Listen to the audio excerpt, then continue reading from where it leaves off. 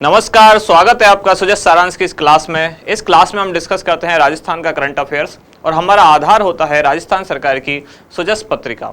तो जैसा कि हम हर दिन शुरू करते हैं महात्मा गांधी के कोटेशन के साथ, आज का कोटेशन है, अगर भारत मशीन का गुलाम बन जाता है तो मैं कहता हूँ ईश्वर ही दुनिया की रक्षा करे। महात्मा गांधी कहना चाह रहे हैं कि मशीनों का अत्यधिक प्रयोग मानव जाति के लिए अच्छा नहीं है। अगर मानवीय श्रम पर्याप्त मात्रा में है, उसके बाद भी अगर हम मशीनों के गुलाम बनते हैं तो ये समाज के लिए साथ के साथ दुनिया के लिए भी एक अच्छी खबर नहीं है, अच्छे संकेत नहीं है। अब शुरुआत करते हैं हमारे हर दिन की हेडलाइन के साथ। सबसे पहली खबर है, प्रदेश को पंजाब के प्रदूषित जल प्रवाह से बचाने की कवायद। तो कल मुख्यमंत्री ने पंजाब के मुख्यमंत्री को एक पत्र लिखा है, उससे संबंधित ये खबर है। अगली है, किसानों को मुआवजा। तो अतिवृष्टि, बहुत ज़्यादा बारिश से जो नुकसान हुआ है उसके संबंध में कुछ मुआवजा दिया जा रहा है। इधर लंपी रोग पर विधानसभा में मुख्यमंत्री की अपील। तो जैसा आपको पता है विधानसभा सत्र चल रहा है, तो राष्ट्रीय आपदा घोषित करवाने के लिए विचारधारा से ऊपर उठकर सहयोग करें। तो राज्य सरकार चाह रही है कि केंद्र सरकार लंपी को राष्ट्रीय आपदा घोषित करे ताकि केंद्र से भी मदद मिल पाए।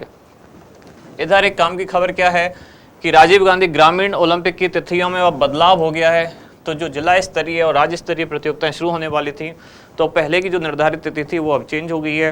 पहले जो 22 सितंबर से शुरू होने वाले थे वो अब 29 सितंबर से होंगे जिला स्तरीय, और जो राज्य स्तरीय 2 अक्टूबर से शुरू होने वाले थे वो होंगे अब 10 अक्टूबर से। इधर नीचे एक न्यूज है जो है इंदिरा गांधी शहरी रोजगार गारंटी योजना। इसको हम डिटेल में कई बार देख चुके हैं। अब आगे चलते हैं अगली खबर की तरफ। तो सीकर, इसमें केवल खीरवा पीएचसी अब सामुदायिक स्वास्थ्य केंद्र। तो ये पीएचसी से सीएचसी में कन्वर्ट हो गया है, एक तरह से प्रमोट हो गया है।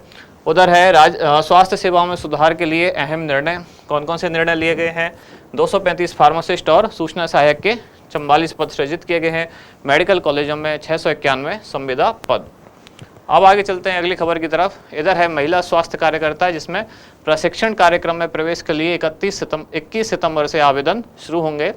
और लंपी से बचाव में आयुर्वेद बना ढाल। तो आयुर्वेद की कौन कौन सी दवाएं हैं जो लंपी रोग से रोकथाम में मदद कर रही हैं, उनको भी देखेंगे।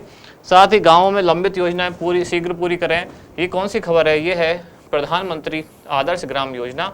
तो इससे संबंधित क्या क्या प्रावधान है वो आज हम देखने वाले हैं। अब देखते हैं हमारा इंडेक्स क्या है आज की हेडलाइन देखने के बाद। तो इंडेक्स में 4 मेन खबरें निकल के आती है। सबसे पहले लंपी रोग।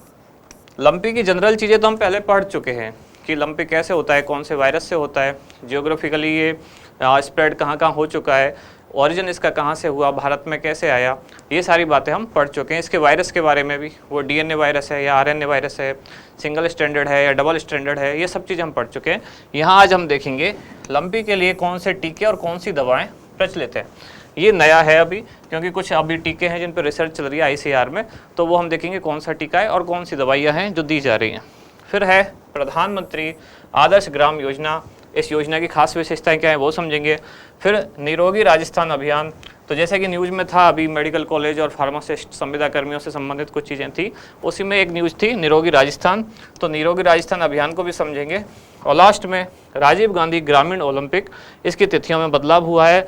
तो ये केवल फैक्ट है एक, कौन सी तिथियाँ चेंज होकर अब क्या कर दी गई हैं, इनको हम लास्ट में देखने वाले हैं। शुरुआत करते हैं सबसे पहले लंपी रोग, टीके तथा दवाएं। सबसे पहली बात तो यही है कि टीके तथा दवाएं लिखा हुआ है, इसका मतलब टीके और दवाओं में भी अंतर होगा। कहने का मतलब कौन सी कैटेगरी में हम शामिल करेंगे मेडिसिन को, दवाइयों को, और कौन सी कैटेगरी में शामिल करेंगे टीकों को। टीके मेडिसिन से कैसे अलग है? एक तरह से देखा जाए तो वो ड्रग के ही पार्ट हैं, लेकिन फिर भी कैसे अलग है? दरअसल वैक्सीन दिया जाता है किसी रोग की रोकथाम के लिए उसके फैलने से पहले, और उसकी जो दवाई है वो दी जाती है उसके फैलने के बाद। कहने का मतलब जब तक कोई इन्फेक्टेड नहीं होगा तब तक उसको क्या नहीं दे सकते? दवाई। मतलब मेडिसिन किसी को हम तब देते हैं जब उसमें इन्फेक्शन हो चुका है, और टीका हम किसी को कब देते हैं? जब इन्फेक्शन नहीं हुआ है। मतलब 2 शब्द होते हैं मेडिकल टर्मिनोलॉजी में, एक होता है प्रिवेंशन और एक होता है क्योर। अंग्रेजी में कहावत भी है, prevention is better than cure. मतलब ये होता है बचाव और ये होता है उपाय। तो टीका दिया जाता है प्रिवेंशन के लिए, बचाव के लिए, कोई बीमार नहीं हुआ है उससे पहले ही जो दिया जा रहा है वो होता है टीका। और अब जब बीमार हो चुका है तो उसके क्योर के लिए, मतलब उसके उपचार के लिए जो दिया जा रहा है वो होता है क्या? दवाई या मेडिसिन। कल भी जब हमने पोलियो वाला एक जो था आर्टिकल, जो पोलियो वाली हमने न्यूज़ पढ़ी, तो उसमें था कि भारत पोलियो मुक्त हो चुका है, लेकिन फिर भी भारत में पोलियो टीकाकरण लगातार क्यों चल रहा है? तो उसका रीज़न यही है, टीकाकरण का पर्पज ही ये है कि कोई आगे बीमार ना हो। लेकिन भारत में क्या अब कोई पोलियो मरीज है? तो नहीं, 2011 के बाद नहीं आया, वो भी लास्ट कौन सा था? पश्चिम बंगाल से। तो पहली बात तो इन दोनों में एक डिफरेंस होता है, टीके में और दवाई में। तो कौन सा टीका है जो अब लंपी रोग के लिए लगाया जा रहा है वर्तमान में? तो 2 टीके हैं। कौन कौन से? गॉट पॉक्स और शीप पॉक्स। अब गॉट पॉक्स और शीप पॉक्स क्या है? बकरी और इधर ये भेड़। गॉट मतलब बकरी और इधर ये भेड़। मतलब इनमें होने वाला जो पॉक्स है, इनमें होने वाला एक तरह का जो खसरा है, उसके उपचार के लिए जो टीका लगाया जा रहा है, मतलब उसकी रोकथाम के लिए जो टीका लगाया जा रहा है, वही यहाँ लगाया जा रहा है गायों में होने वाले कौन से? LSD के लिए, मतलब लंपी स्किन डिजीज के लिए। फिर बात आती है कि ऐसा क्यों? गॉट पॉक्स और शीप पॉक्स का टीका काउ पॉक्स में कैसे कारगर हो रहा है या लंपी में कैसे कारगर हो रहा है? तो दरअसल लंपी जिस वायरस के कारण होता है, वो कौन सा वायरस है? पहले हम पढ़ चुके हैं, वो है कैप्री पॉक्स वायरस। और ये कैप्री पॉक्स वायरस क्या है? ये इसका एक जीनस है। जीनस मतलब इसका एक वंश है।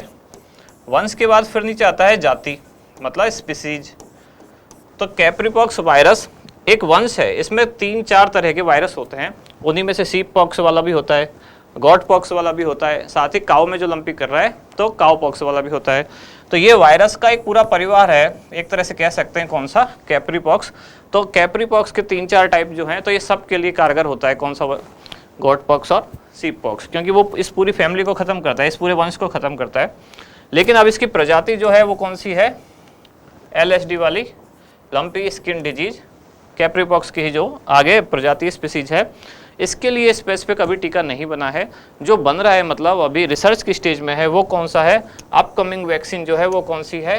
वो है प्रोवैक इंड, मतलब प्रो, फिर वैक्सीन का वैक और इंडिया का इन। इससे ये समझ में आता है कि इंडिजिनस वैक्सीन है, मतलब भारतीय वैक्सीन है, अभी बन रही है, अर्ली स्टेज में है। इससे संबंधित आगे क्या क्या है फैक्ट्स वो देखते हैं। तो लंपी प्रोवैक इंड, ये एक वैक्सीन की वो इमेज है, काउ पॉक्स से संबंधित है, लंपी स्किन डिजीज से, वो आप यहाँ इमेज देख पा रहे हैं। इसके फैक्ट्स सारे पढ़ते हैं। कौन बना रहा है इसको? इसको बना रहा है ICAR। ICAR की फुल फॉर्म क्या है? Indian council of agricultural research. इसके द्वारा ये टीका विकसित किया जा रहा है। कौन सा? Provoke end. ये लंपी स्किन डिजीज का स्पेसिफिक टीका है जो अभी ऑलमोस्ट विकसित हो चुका है, कुछ टाइम बाद मार्केट में आना भी शुरू हो जाएगा। तो ICAR के अंतर्गत ये 2 संस्थान काम करते हैं जो मिलकर इस टीके को बना रहे हैं। कौन कौन से?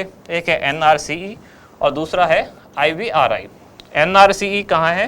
हिसार हरियाणा में, और RVRI ये कहाँ है? इज्जतनगर UP उत्तर प्रदेश में। फुल फॉर्म क्या है इसकी? नेशनल रिसर्च सेंटर ऑन एक्वाइंस, और ये है Indian veterinary research institute IVRI। तो ये फैक्चुअल चीज़ें हैं कि बना कौन रहा है? ICAR। टीके का नाम क्या है? Provoke end. और ICAR के कौन कौन से 2 संस्थान हैं?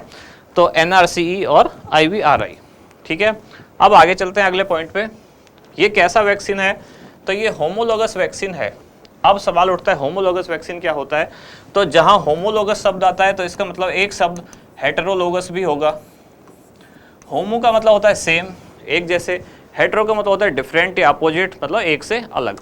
तो होमोलोगस वैक्सीन का मतलब क्या हुआ कि ऐसी वैक्सीन जिसकी जो हर बार डोज दी जाएगी वो सेम ही वैक्सीन की दी जाएगी। कहने का मतलब जैसे आपको पता है कि जब वैक्सीन की हम डोज देते हैं तो केवल एक बार वैक्सीन नहीं देते, एक से ज़्यादा बार वैक्सीन दिया जाता है, बूस्टर डोज भी दी जाती है। तो जब बूस्टर डोज दी जाएगी या दूसरी जब भी डोज दी जाएगी तो सेम वही या वायरस या बैक्टीरिया के उसी स्ट्रेंथ के अगेंस्ट जो दी गई है वही डोज दी जाएगी, उसको कहते हैं होमोलोगस। लेकिन पहले दी गई डोज से अगली बार जो दूसरी डोज दी जाए अगर, तब उस वैक्सीन को कहते हैं हेट्रोलोगस। मान लो अगर किसी ने कोविड के टाइम पे पहले कोवैक्सीन वाला वैक्सीन लिया, उसके बाद लिया दूसरा वैक्सीन कोविशील्ड वाला, तो ये एक तरह की हेट्रोलोगस डोज हो गई। लेकिन जिसने पहले भी कोवैक्सीन लिया बाद में भी कोवैक्सीन लिया, ऐसे ही किसी ने पहले भी कोविशील्ड लिया बाद में भी कोविशील्ड लिया, वो एक तरह से समझने के लिए हम कह सकते हैं होमोलोगस हो गया। और अगर अलग स्टैंडर्ड चेंज हो जाता है तो वो हो गया हेट्रोलोगस। ये किस टाइप का वैक्सीन है? ये है लाइव एटीन्यूएटेड वैक्सीन। इसमें डी टाइप नहीं हुआ है, ये है लाइव एटीन्यूएटेड वैक्सीन। इसका मतलब क्या है? वैक्सीन के दरअसल 4 मेजर टाइप होते हैं, जिनमें से एक ये है LAV। पहले तो हमें पता होना चाहिए वैक्सीन क्या है। तो वैक्सीन कोई अलग से दवाई नहीं होती, वैक्सीन उसी रोगाणु की कमज़ोर की हुई अवस्था होती है जिससे हमारा क्या इम्यून सिस्टम एक्टिवेट हो जाता है। तो हम उस रोगाणु को 4 तरह से हमारी बॉडी में देख सकते हैं। एक तो जीवित है लेकिन कमज़ोर है, उसी को कहते हैं लाइव एटीन्यूएटेड, जीवित और कमज़ोर। दूसरा है वो किल कर दिया गया है, उसको कहते हैं इनएक्टिव। दूसरी फॉर्म हो गई इनएक्टिव टाइप ऑफ वैक्सीन। तीसरी इसी वैक्सीन की एक और होती है इमेज, एक और टाइप होता है जिसको बोलते हैं सब यूनिट। सब यूनिट टाइप ऑफ वैक्सीन में क्या होता है कि उसी पैथोजन की या उसी रोगाणु की कोई एक सब यूनिट ले ली गई, मतलब उसका डीएनए या उसका आरएनए या उसका कोई प्रोटीन, ऐसी कोई चीज़ ले ली गई। और चौथा टाइप होता है वो होता है टॉक्सॉइड।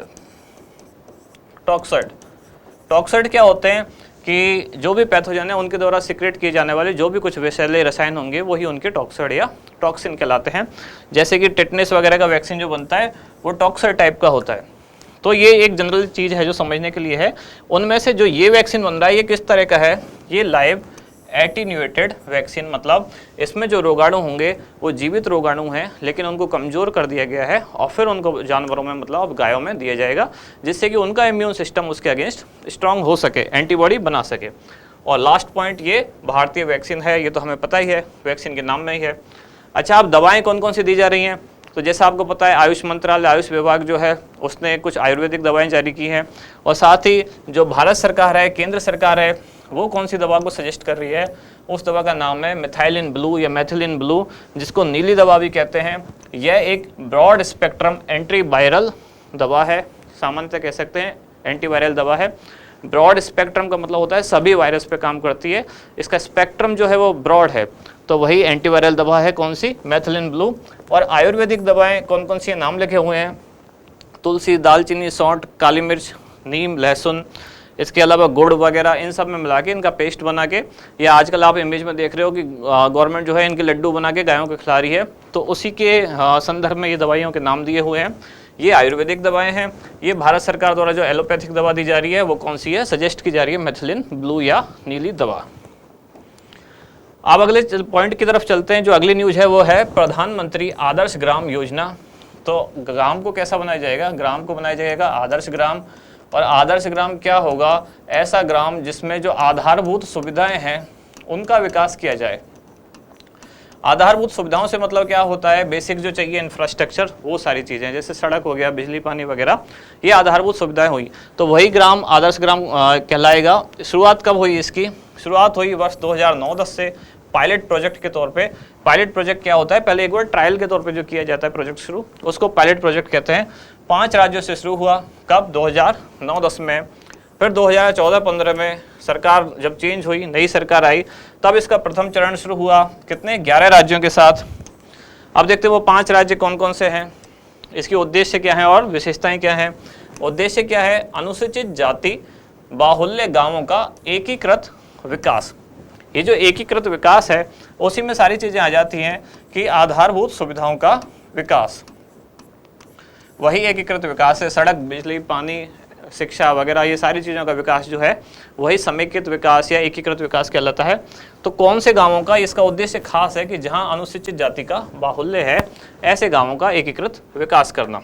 विशेषताएं क्या है, पायलट प्रोजेक्ट आधार पर 5 राज्य, जैसा कि शुरू में भी लिखा था, और कौन से 5 राज्य हैं, 5 राज्यों के नाम है तमिलनाडु, राजस्थान, बिहार, हिमाचल प्रदेश और असम। इनके कुल 1000 गाँवों से यह योजना शुरू की गई थी। हमारे लिए खास बात यह है कि इसमें राजस्थान भी आता है। तो पायलट प्रोजेक्ट जब शुरू किया गया 2009-10 में, तो राजस्थान में तभी से चल रही है 2009-10 से। अब आगे चलते हैं, वर्ष 2018-19 से इसमें उन सभी गांवों को शामिल कर लिया गया है जिनकी कुल आबादी 500 या अधिक और जिसमें 50% से अधिक अनुसूचित जाति के व्यक्ति रहते हों। ये एक नई इसमें कंडीशन जो लागू हुई है वो कब से, 2018-19 से। पहले पायलट प्रोजेक्ट था, अब जो है ये लागू हुआ, इसका पहला चरण 2014-15 से, और 2018-19 से इसमें और नया बदलाव कर दिया। अब वो सभी गांव शामिल कर लिए गए, पहले 5 थे फिर 11 हुए, अब वो सभी, पहले 5 राज्य फिर 11 राज्य।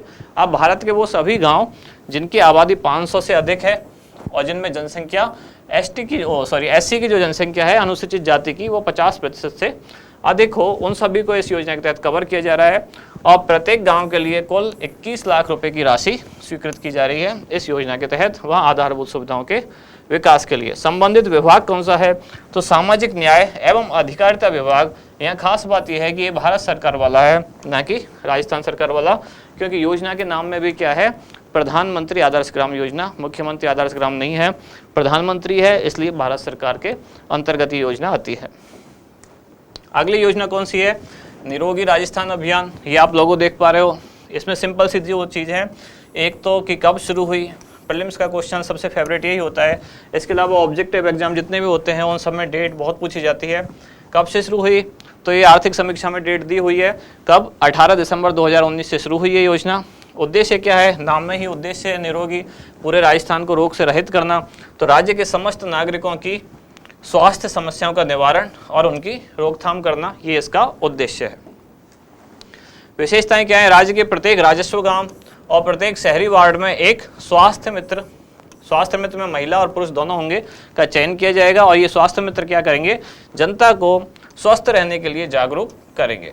ये इनका काम है, साथ ही चिरंजीवी स्वास्थ्य शिविरों में भाग लेने और स्वस्थ रहने के लिए जागरूक करेंगे। अगली योजना नहीं, ये उसकी एक केवल न्यूज है, राजीव गांधी ग्रामीण ओलंपिक, जिसमें तिथियों का बदलाव कर दिया गया है। तो सिंपल से 2 फैक्ट्स हैं, हो सकता है किसी में तिथि पूछी जाए, तो अब वो चेंज हो चुकी है।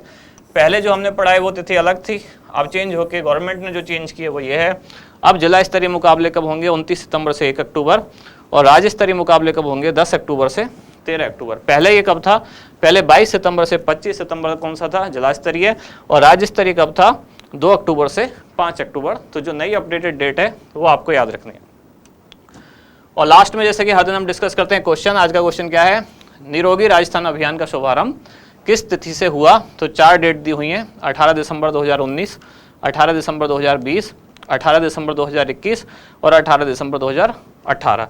कहने का मतलब केवल ईयर चारों चेंज हैं, डेट तो सेम है। ऐसे ही ऑप्शन आते हैं कंफ्यूजिंग वाले, तो इसमें से क्या होगा सही आंसर, ये आप हमें बताएं कमेंट करके। आप मिलते हैं कल अगली वीडियो के साथ, अगली न्यूज़ के साथ। धन्यवाद।